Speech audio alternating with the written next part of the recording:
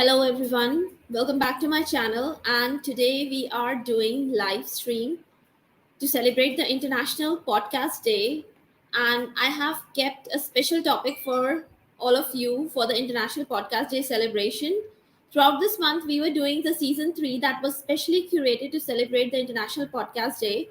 It consisted totally of 4 episodes, and this is the 5th episode in the same season that I would say, but it would consist of the podcast summary, and actually the summary is also of the history of the neurohumoral transmission. That was, we were able to do all that, nothing more than that.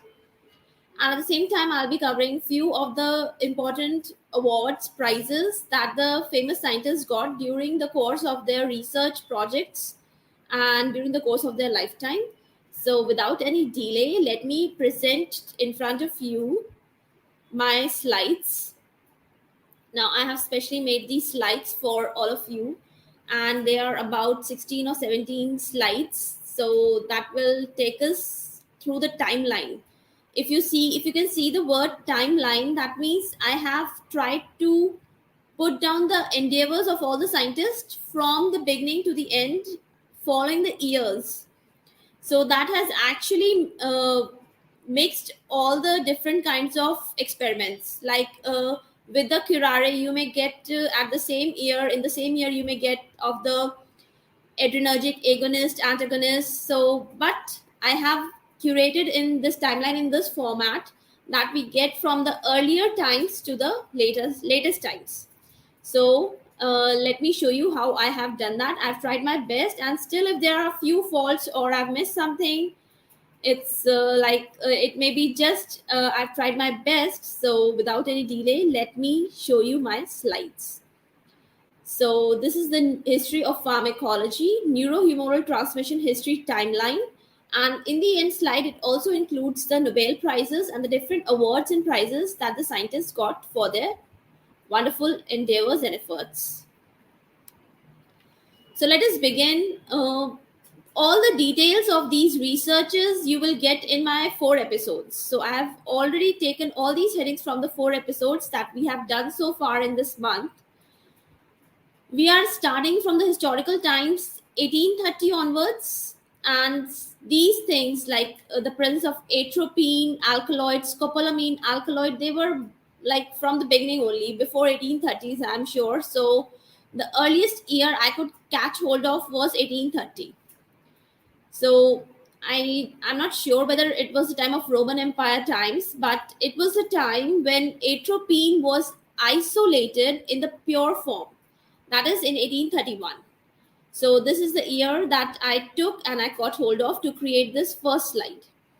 And it was also the time duration matching to the British rule in India. And at the same time, the Jimson weed plant, that was the nightshade plant, and all these containing the similar alkaloids atropine and scopolamine, so they were identified for the research purposes. And actually before that time they were also used in the households and prescribed to the physicians as a kind of naturopathy. But more attention was given at this particular time duration to these plants and their alkaloids.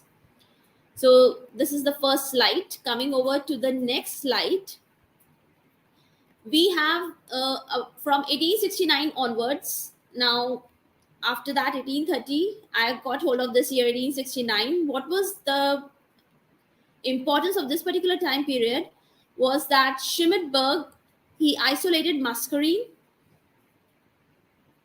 Then around in 1875, a due attention was caught by pilocarpine, and later on ericoline came into existence.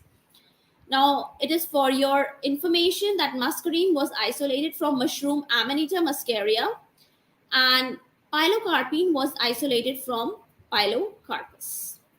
So these were the significant things of the year around 1869. Let's move on to our next slide. Then the next year I got hold of was the year of the scientist Lacquer. So that was 1877.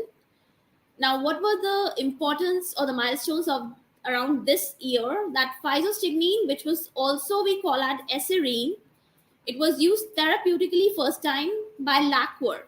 Lacquer used this physostigmine for the glaucoma therapy. So that was the importance.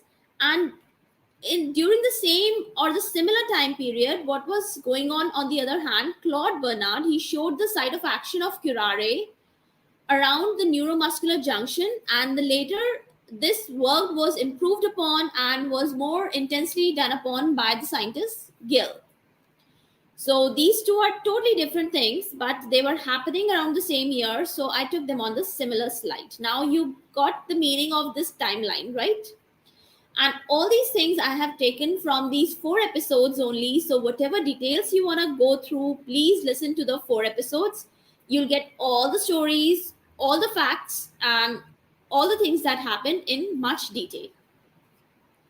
Now coming over to our next slide, we have the year around 1895 and 1899.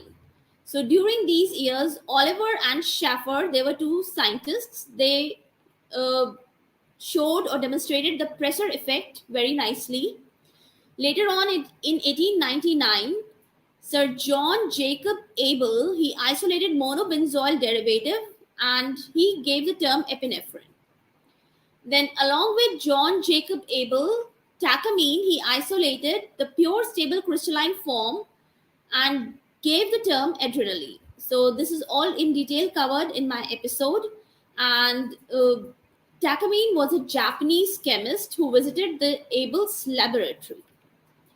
So next slide, we have the beginning of the 20th century, that is in the year 1905. And the prominent scientists in the neurohumoral transmission, those who were involved, they were Lewandowski, Langley, and Sir T.R. Eliot. So what were their contributions? The injection of the adrenal gland extracts, and also they observed and researched upon the sympathetic stimulation due to the adrenal gland extracts. And they also observed that sympathetic nerves, they released epinephrine-like substance. So these were all the observations and the research works of these scientists in the beginning of the 20th century. Coming over to the next year, that is 1907, the prominent scientists involved in the neurohumoral transmission, they were Dixon and Reed Hunt. What were their contributions? They observed that vagus liberated muscarine-like substance, and they also worked upon the actions of acetylcholine and other esters. Then further later, that is in 1911, Hunt and Tavow, I think the spelling is wrong, the V is missing. The Tavows, they synthesized the methacholine. So all these were happening side by side and around this similar time period, that is from 1907 to 1911. Then coming over to the year of Sir Henry Hallett Dale, that was 1914. His contributions are so many, but I have listed only 3 of them.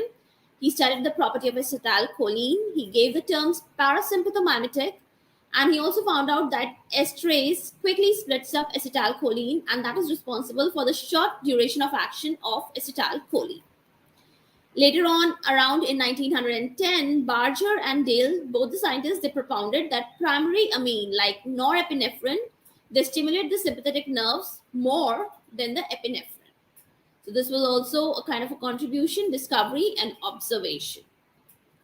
Coming over to our next slide, the year of Otto Loewi, that is 1921. What were his contributions? They provided direct evidence for the chemical mediation of impulses with release of chemicals.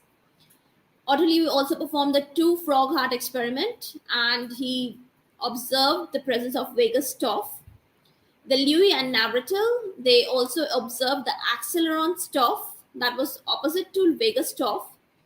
And during the same year, Cannon and Uridil, they observed and gave the term sympathetic. All the details, I don't want to repeat again and again, but I have to tell you they are given in my podcast episodes.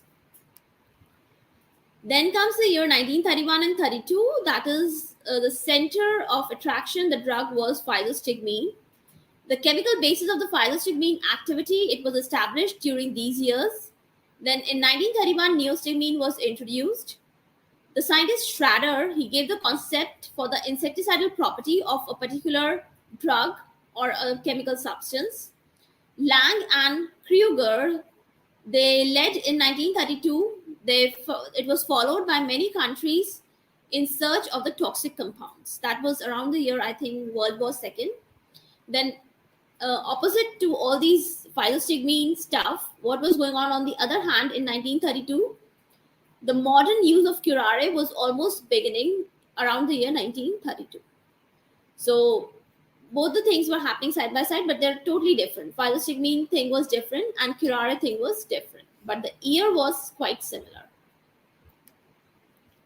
Coming over to the next set of years, we have 1933, 35, and 1946.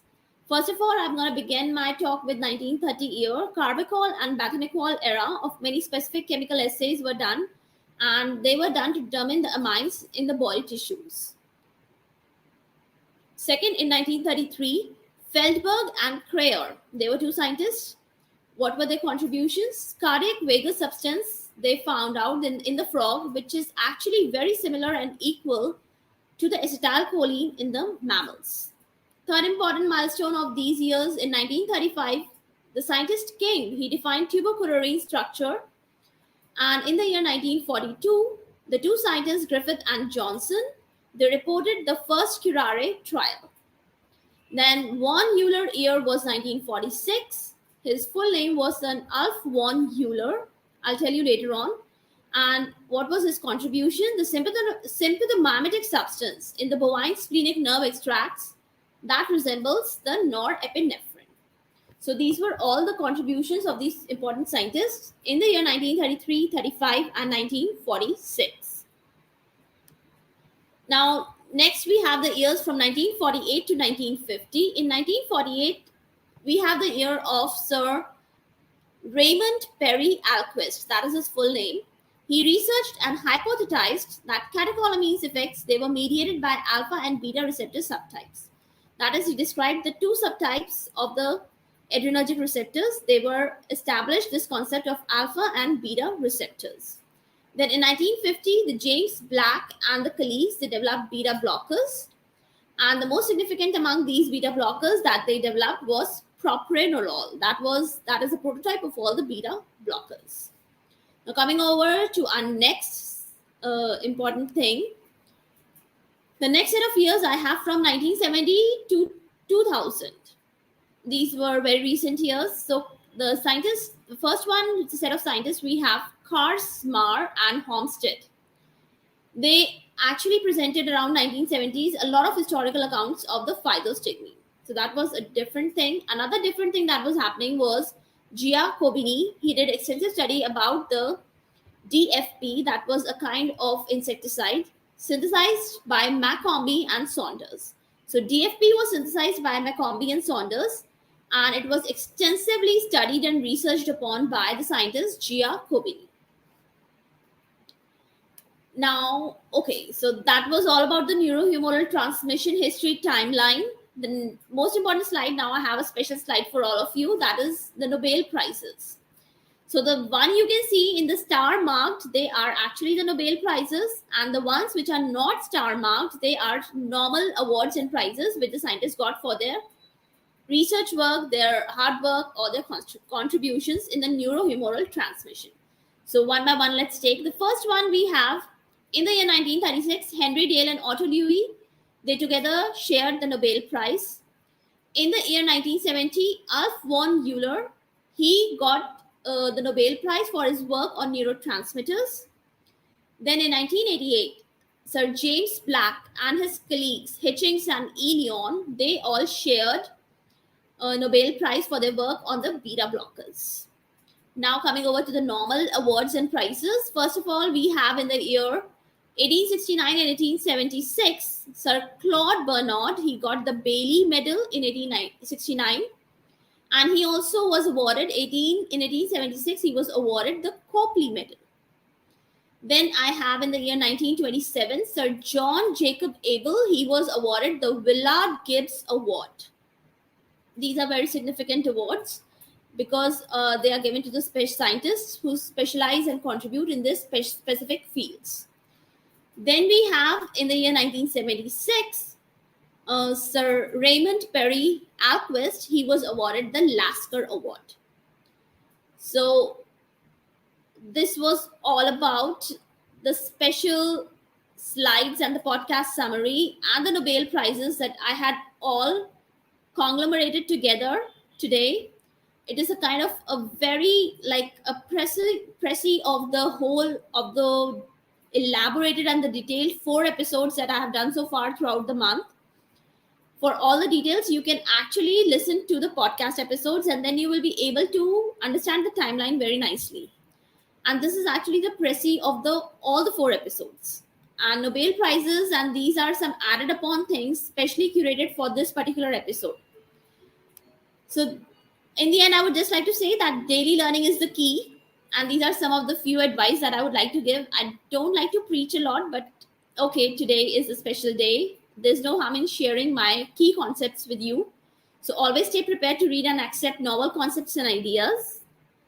Always be eager to revise, query, and comprehend. Always stay away from stress and complaints.